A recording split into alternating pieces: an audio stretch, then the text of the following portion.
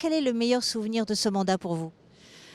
C'est la rencontre avec les gens et puis de savoir qu'on nous fait confiance pour mener à bien une collectivité.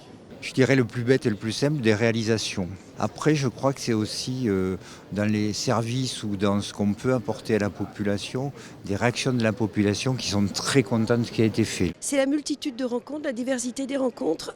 C'est le regard d'une personne âgée avec qui j'écoute un très vieux disque d'une chanson qu'elle a aimée. C'est un enfant à qui je remets le permis piéton.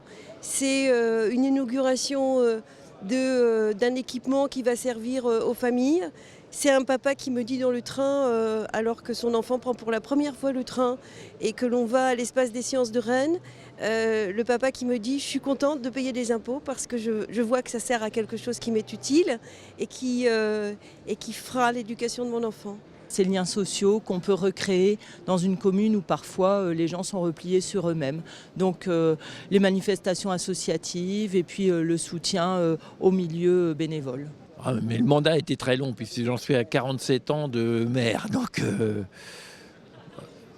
disons rebâtir la commune. On a recréé un centre, restructuré la commune. Il n'y a pas de meilleur souvenir en particulier, c'est un tout, c'est un enrichissement personnel et c'est surtout ça. Je pense que les souvenirs heureux qu'on peut avoir, c'est de partager tous les bons moments avec tous les acteurs de la vie locale, que ce soit les entreprises, que ce soit les associations, que ce soit la population. Et c'est ça aussi qui motive. Et à l'inverse, quel est le pire souvenir? C'est de ne pas avoir été suffisamment informée et je suis donc passée à côté de choses que j'aurais pu créer et au jour d'aujourd'hui je ne peux plus. C'est quand la préfecture a dit qu'on n'aurait pas de subvention. Plus récemment, des menaces de mort.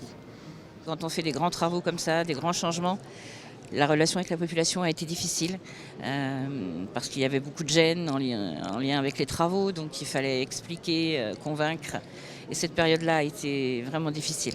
On est directement face à face avec les administrés et ils ont énormément de mal à comprendre et ils refusent toute autorité quelle qu'elle soit. Le pire souvenir, je pense que c'est pareil pour tous les maires, c'est l'annonce aux familles d'un décès violent. Annoncer un décès à une famille. Les attentats. Ouais.